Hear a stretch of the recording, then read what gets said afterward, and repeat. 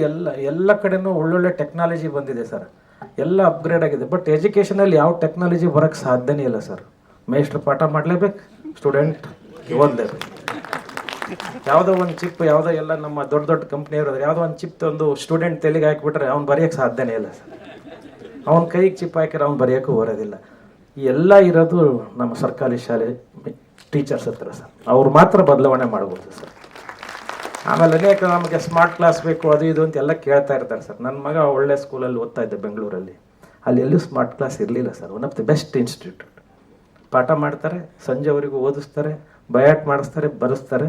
ಅವರೆಲ್ಲ 90-95 ತಗೊಳ್ತಾರೆ ಸರ್. ನಮಗೊಂದು ಕ್ರೇಜ್, ಹೋದ ತಕ್ಷಣ ಒಂದು ಸ್ಮಾರ್ಟ್ ಸ್ಕೂಲ್ ಬೇಕು, ಒಂದು ಟಾಯ್ಲೆಟ್ ಬೇಕು, ಒಂದು ಸ್ಕೂಲ್ ರೂಮ್ ಬೇಕು. ಅದು ಯಾರಿಗೆ ಬೇಕೋ ಗೊತ್ತಿಲ್ಲ sir. Most of the times vendor driven ಆಗಿಬಿಡ್ತೇವೆ ಅಂತ ನಮ್ಮ ಸ್ಕೂಲ್ ಅನ್ನೋದನ್ನು ಕಳಕಳಿ ಸರ್. ಏನು ಬೇಕಾಗಿದೆ ಅನ್ನೋದನ್ನು ನಾವು ಬಿಟ್ಟು ನಾವು ನನ್ನ ಅಭಿಪ್ರಾಯ ಪ್ರಕಾರ ಸರ್, ನಮ್ಮ ಗೌರ್ಮೆಂಟ್ ಸ್ಕೂಲ್ಗಳಿಗೆ ಸೋರದೇ ಇರಬಾರ್ದು. ಮಿನಿಮಮ್ ಫೆಸಿಲಿಟಿ ಈಗ ತೋರಿಸ್ತಾ ಇದ್ರು. ರಾತ್ರಿ ಎಲ್ಲ ಗೌರ್ಮೆಂಟ್ ಸ್ಕೂಲ್ಗಳಲ್ಲಿ ರಾತ್ರಿ ಅದು ಬಾರಾಗಿ ಬಿಟ್ಟಿದ್ದೇವೆ ಸರ್. ರಾತ್ರಿ ಹೊತ್ತು ಗೌರ್ಮೆಂಟ್ ಸ್ಕೂಲು ಮತ್ತೆ ಕುಡಿದು ಸುಮ್ಮನೆ ಬರೋದು ಸರ್, ಗ್ಲಾಸ್ ಹೊಡಿತಾರೆ. ದುರಂತ ಸರ್. ಇದನ್ನು ಹೆಂಗೆ ಬದಲಾವಣೆ ಮಾಡಬೇಕು ಅಂತೇಳಿ ಹಾಗಾಗಿ ನಾವೆಲ್ಲ CCTV ಹಾಕ್ಸ್ತಾ ಇದ್ದೀವಿ. ಇದು ಅದೇ ಗ್ರಾಮದ ಜನ ಅದೇ ಸ್ಕೂಲ್ ಮಕ್ಕಳಿಗೆ ಅಲ್ಲಿ ನಾವು ಅವಕಾಶ ಮಾಡಿಕೊಡೋಕ್ಕೆ ಇದಿಷ್ಟು ಗಲೀಜು ಮಾಡ್ತಾ ಇದ್ದಾರೆ. ಈಗ ನಾನು ಕೆಲವು ಕಡೆ ತಾವು ನೋಡಿದ್ವಿ ಸರ್, ನಾವು ರಾಯಚೂರೆಲ್ಲ CCTV ಹಾಕ್ಸಿದ ಮೇಲೆ ಕಂಟ್ರೋಲ್ ಆಯಿತು ಅಂತೇಳಿ. ಹಾಗಾಗಿ ಕಡ್ಡಾಯವಾಗಿ ನಾವು CCTV ಮತ್ತು ಸೋರ್ತಕ್ಕಂಥದ್ದನ್ನು ನಾವು ಅವಾಯ್ಡ್ ಮಾಡೋದು, ಮಿನಿಮಮ್ ಫೆಸಿಲಿಟಿ ಕೊಟ್ಟು ಟೀಚರ್ಸ್ಗೆ ನಾವು ನೈತಿಕತೆ ತುಂಬೋದು ತುಂಬ ಅವಶ್ಯಕತೆ ಇದೆ sir. Instead of our infrastructure, ಟೀಚರ್ಸಿಗೆ ನೈತಿಕತೆ ತುಂಬಬೇಕಾಗುತ್ತೆ. ಭಾಳಷ್ಟು ಬಾರಿ ಇವರಿಗೆ ಅನೇಕ ಯೋಜನೆಗಳು ಮತ್ತೊಂದು ಮಗದೊಂದು ಸಲುವಾಗಿ ಅವರಿಗೆ ಕಡಿಮೆ ಇರಬಹುದು ಸರ್. ಸಾಧ್ಯವಾದರೆ ಅಕ್ಷರಾವಿಷ್ಕಾರದಲ್ಲಿ 3 ವರ್ಷ ಆ ಸಬ್ಜೆಕ್ಟಲ್ಲಿ 100% ತೆಗೆದಂತರನ್ನ, ಹೈಸ್ಕೂಲಲ್ಲಿ 100% ತೆಗೆದಂಥ ಶಿಕ್ಷಕರನ್ನ ಗೌರವವಿತ್ತು ಒಂದು ಸ್ಮರಣಿಕೆ ಏನಾದರೂ ಕೊಡೋದ್ರಿಂದ ನಾವು ಬದಲಾವಣೆ ಮಾಡಲಿಕ್ಕೂ ಸಾಧ್ಯ ಇದೆ. ನಾವು ಮೊರಲ್ ಅವ್ರನ್ನ ಸಪೋರ್ಟ್ ಮಾಡಿ ಟೀಚರ್ಸನ್ನು ಇನ್ಫ್ರಾಸ್ಟ್ರಕ್ಚರ್ಸು ಏನು ಕೊಡ್ತಾ ಇದೀವಿ ಸರ್, ಅದ್ರ ಜೊತೆಗೆ ಅವ್ರಿಗೂ ಕೂಡ ನಾನೀಗ ವಿಜಯನಗರದಲ್ಲಿ ಕ್ಲಬ್ಸ್ ಮಾಡಿದೆ, ಟೀಚರ್ಸ್ ಕ್ಲಬ್ಸ್. ಸಬ್ಜೆಕ್ಟ್ 6 ಸಬ್ಜೆಕ್ಟ್ಗೆ clubs. Science teachers club, maths teachers club ಅಂತಂದರೆ ಕ್ಲಬ್ ಅಂದರೆ ಅವರೆಲ್ಲ ಕೂಡ್ಕೊಂಡು ಅವರಿಗೆ ಒಬ್ಬ ಉತ್ತಮ ಯಾರಾದರೂ ರಿಸೋರ್ಸ್ ಪರ್ಸನಿಂದ ಪಾಠ ಮಾಡಿ ಇವರಿಗೆ ವಾಟ್ ಟು ಟೀಚ್ ಅಂತ ಹೇಳೋದು ಬೇಕಾಗಿಲ್ಲ sir, what not to teach ಅನ್ನೋದು ಗೈಡ್ ಮಾಡಬೇಕಾಗಿದೆ. ಯಾಕೆಂದರೆ ಇವ್ರು ಯಾರ ಮಾತು ಕೇಳಲ್ಲ ಸರ್. ಟೀಚರ್ನ ನೀವು ಭಾಳ ಹೊತ್ತು ಪಾಠ ಮಾಡೋಕ್ಕೂ ಸಾಧ್ಯ ಇಲ್ಲ ಸರ್. ಅವ್ರು ಕೇಳೋದಿಲ್ಲ, ಯಾಕಂದರೆ ನಾವೇ ಎಲ್ಲರಿಗೂ ಹೇಳ್ಕೊಟ್ಟಿರ್ತೀವಿ, ನನಗೇನು ಹೇಳ್ತೀರಿ ಅನ್ನೋದು ಭಾವನೆ ಇರುತ್ತೆ. ಹಾಗಾಗಿ ಈ ಕೆಲವು ನಾನು ಚಿತ್ರದುರ್ಗದಲ್ಲಿದ್ದೆ ಸರ್. ನಾನು was SLC student in Chitradurga. ನಾನು ಅನ್ಡಿವೈಡೆಡ್ ದಾವಣಗೆರೆ ಇದು ಚಿತ್ರದುರ್ಗದಾಗ ನಮ್ದು ಅವಾಗ 24th ಪ್ಲೇಸ್ ಬಂದಿತ್ತು. ನಾನು 10th ಇದ್ದಾಗ 24th ಪ್ಲೇಸು. ಅವಾಗ 24 ಜಿಲ್ಲೆ 25 ಜಿಲ್ಲೆ. ನಾವು CEO ಆದಾಗ ನಂಬರ್ 1 ಇನ್ ದಿ ಸ್ಟೇಟ್ ಬಂತು. ಅದಕ್ಕಿಂತ ಒಬ್ಬ ದೊಡ್ಡ ಅಚೀವ್ಮೆಂಟ್ ಯಾರಿಗೂ ಬೇಕಾಗಿಲ್ಲ ಸರ್. ಅದಕ್ಕೆಲ್ಲ ಕಾರಣ ಅನೇಕ ಟೀಚರ್ಸ್ಗಳು ಶ್ರಮ ಪಟ್ಟಿದ್ರು. ಅದಾದಮೇಲೆ ಈ ಸಲ ಪರ್ಸೆಂಟೇಜ್ ಕಡಿಮೆ ಬಂತು ಅಂತೇಳಿ ಒಬ್ಬೊಬ್ಬರು ಒಂದೊಂದು ಕಮೆಂಟ್ ಕೊಟ್ಟಿದ್ದಾರೆ. ಇರಲಿ, ಅದು ಕಲ್ಯಾಣ ಕರ್ನಾಟಕದಲ್ಲಿ ಸರ್ ಬೆಸ್ಟ್ ಆಪರೇಷನ್ ಮಾಡಿದ್ದಕ್ಕೆ ಸ್ವಲ್ಪ ಪರ್ಸೆಂಟೇಜ್ ಕಡಿಮೆ ಬಂದಿದೆ ಸರ್, ಬಂದಿದೆ. ಹಾಗಂತ ಹೇಳಿ ದಡ್ರೇನಲ್ಲ ಸರ್, ಮಕ್ಕಳು ದಡ್ರಿಲ್ಲ, ಇರ್ಬೋದು. ನಾವು ನಮ್ಮ ಮುಖ್ಯಮಂತ್ರಿಗಳ ಸಭೆಯಲ್ಲಿ ನಾನು BOಗೆ ಹೇಳಿದ್ದೆ, ನಮ್ಮ DDPಗೆ, ಯಾಕಪ್ಪ ನಾವು ಕೇಳಿದ ತಕ್ಷಣ ಯಾಕೆ ನಿಮ್ಮ ಪರ್ಸೆಂಟೇಜ್ ಕಡಿಮೆ ಬಂತು ಅಂದರೆ, ಸರ್ CCTV ಹಾಕ್ಸ್ಬಿಟ್ಟಿದ್ದೀವಿ ಸರ್. ಹೇಳ್ಬಾರ್ದು ದಯವಿಟ್ಟು, ಅದು ನಾವು ಹೇಳ್ಬಾರ್ದು ಸರ್. CCTV ಹಾಕ್ಸಿರ್ಬೋದು, ಹಂಗಂತ ಇಲ್ಲಿ ತಾವು ಹೇಳ್ದಂಗೆ ಬೆಂಗಳೂರು ಮತ್ತು ಮೈಸೂರಲ್ಲಿ ನಮ್ಮ ನೋಡೋ ದೃಷ್ಟಿ ಬೇರೆ ಆಗುತ್ತೆ. ಮತ್ತೆ ನಾವು ಹಿಂಗೆ ಹೇಳಿದ್ರೆ ಹಂಗೆ ಹೇಳ್ಬಾರ್ದಪ್ಪ ನೀವು. ನಾವು ಪೊಟೆನ್ಷಿಯಲ್ ಇದ್ದೀವಿ, ಸಾಕಷ್ಟು ಪೊಟೆನ್ಷಿಯಲ್ ಇದ್ದೀವಿ. ಮತ್ತು most of the times sir government ಸ್ಕೂಲಲ್ಲಿ ಓದಂಥ ಮಕ್ಕಳು ಇವತ್ತು ಒಳ್ಳೊಳ್ಳೆ ಹುದ್ದೆನಲ್ಲಿದ್ದಾರೆ, ಒಳ್ಳೊಳ್ಳೆ ರಾಜಕೀಯ ವ್ಯಕ್ತಿಯಾಗಿದ್ದಾರೆ, ಡಿಸಿಷನ್ ಮೇಕಿಂಗ್ ಮಾಡೋಂಥರಿದ್ದಾರೆ. ಇವತ್ತೇನಾದರೂ ದೇಶದ ಅಭಿವೃದ್ಧಿ ಇದ್ದರೆ ಅದು ಪ್ರೈವೇಟ್ ಸ್ಕೂಲ್ ಕಡೆ ಅಲ್ಲ ಸರ್. ನನ್ನ ಪ್ರಕಾರ ಗೌರ್ಮೆಂಟ್ ಸ್ಕೂಲು, ಅದು ನಮ್ಮ ಉತ್ತರ ಕರ್ನಾಟಕ ಭಾಗದ ಸ್ಕೂಲಲ್ಲಿ ಅವಕಾಶ ಇದೆ.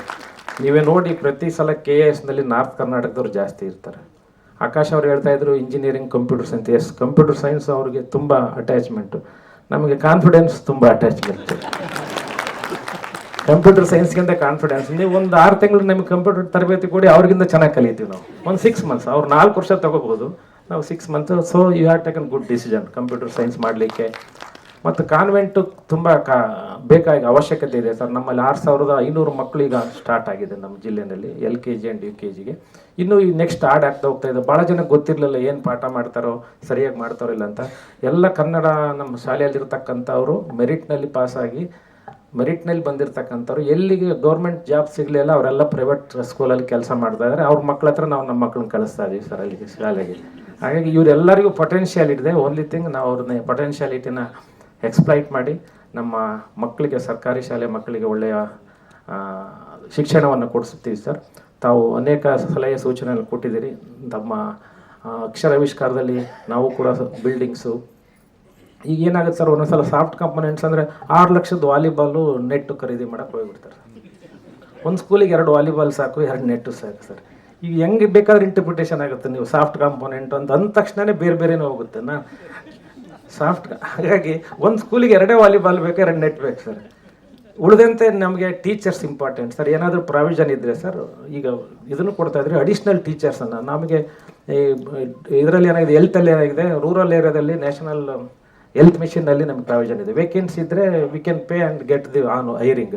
ಇಲ್ಲಿ ಗೌರ್ಮೆಂಟ್ ಸ್ಕೂಲಲ್ಲಿ ಅತಿಥಿ ಶಿಕ್ಷಕರ ಜೊತೆಗೆ ಜಾಸ್ತಿ ಶಿಕ್ಷಕರು ಏನಾದರೂ ಅವಕಾಶ ಇದ್ದರೆ ತಾವು ಅದನ್ನೊಂದು ಹ್ಯೂಮನ್ ರಿಸೋರ್ಸನ್ನು ಪ್ರೊವೈಡ್ ಮಾಡಿದ್ರೆ ತುಂಬ ಒಳ್ಳೆಯದಾಗುತ್ತೆ ಸರ್. ಓನ್ಲಿ ಫಾರ್ ಅಡಿಷ್ನಲಿ ಇದೊಂದು ಕೊಟ್ಟರೆ ಸರ್ ನಾವು ಇಂಪ್ರೂವ್ ಮಾಡ್ಬೋದು. ಕೆಲವು ಕಡೆ ನಾವು ಹೋದಾಗ 3 ಜನ ಶಿಕ್ಷಕರು ಇದ್ದೀವಿ ಸರ್ ಅಂತಾರೆ. ಭಾಳಷ್ಟು ಜನ 10,000 ರಿಂದ 12,000 ಬರೋಂಥವ್ರು ಡಿಗ್ರಿ BEd ಮಾಡಿದಾರೆ ಸರ್ ಹಳ್ಳಿಗಳಲ್ಲಿ. ಅವರು ಚೆನ್ನಾಗಿ ಕೇರ್ ತೊಗೊಳ್ತಾರೆ. ಅವ್ರಿಗೆ ಏನು HRA ಇಲ್ಲ, ಏನು ಸ್ಟ್ರೈಕು ಮಾಡಲ್ಲ, ಏನಿಲ್ಲ. ಸುಮ್ಮನೆ 12,000 ಕೊಟ್ಟರೆ ಕೆಲಸ. 7th ಪೇ ಕಮಿಷನ್ನು, ಈ 6th ಏನು ಕೇಳೋದಿಲ್ಲ ಸರ್.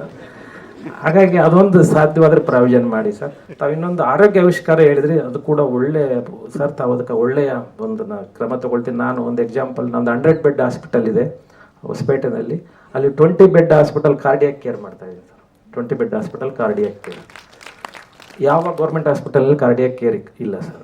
20 ಬೆಡ್ ಆಂಜಿಯೋಪ್ಲಾಸ್ಟಿ ದಿನ 4 ರಿಂದ 5 ಜನ ಮಾಡೋಂಗೆ.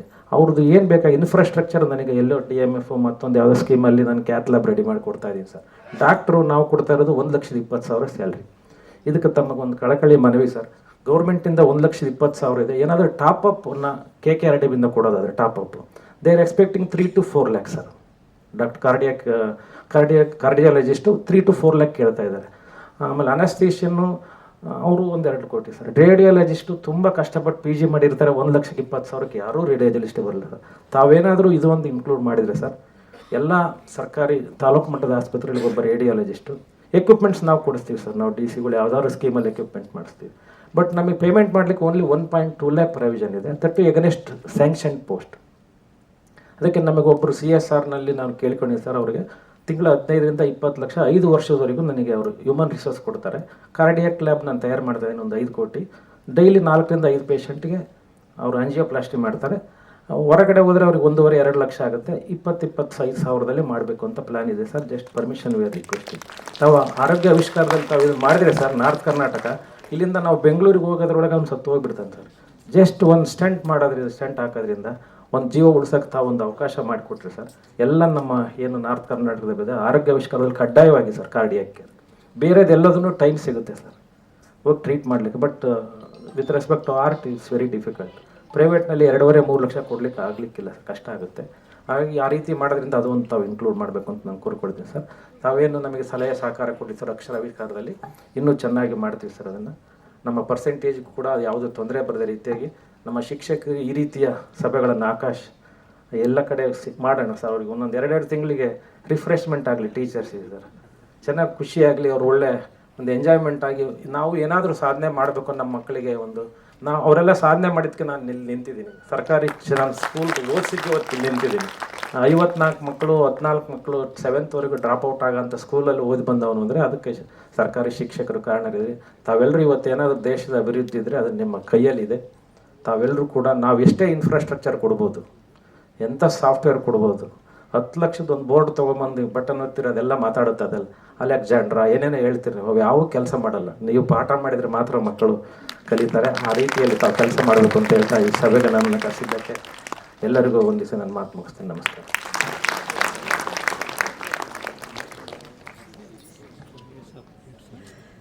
ಹಾಸ್ಯ ಚಟಾಕಿಗಳನ್ನು ಮಧ್ಯ ಮಧ್ಯೆ ಹಾರಿಸುತ್ತಲೇ ಅತ್ಯಂತ ರಂಜನೀಯವಾಗಿ ಶಿಕ್ಷಣ ಹಾಗೂ ಆರೋಗ್ಯ ಕಲ್ಯಾಣ ಕರ್ನಾಟಕ ವಿಭಾಗದ ಶಿಕ್ಷಣ ಹಾಗೂ ಆರೋಗ್ಯ ವಿಭಾಗದಲ್ಲಿರುವ ಕುಂದು ಕೊರತೆಗಳನ್ನು ಎತ್ತಿ ತೋರಿಸಿದ್ದಾರೆ ನಮ್ಮ ದಿವಾಕರ್ ಸರ್. ಅಷ್ಟೇ ಅಲ್ಲ, ಅದನ್ನು ಯಾವ ರೀತಿ ಓವರ್ಕಮ್ ಮಾಡಬಹುದು ಅಂತ ಕೂಡ ಒಂದಷ್ಟು ಪ್ಲಾನ್ನ ಕೂಡ ಅವರು ಆಗಲೇ ಹೇಳಿಕೊಟ್ಟಿದ್ದಾರೆ ಅವರ ಭಾಷಣದಲ್ಲಿ.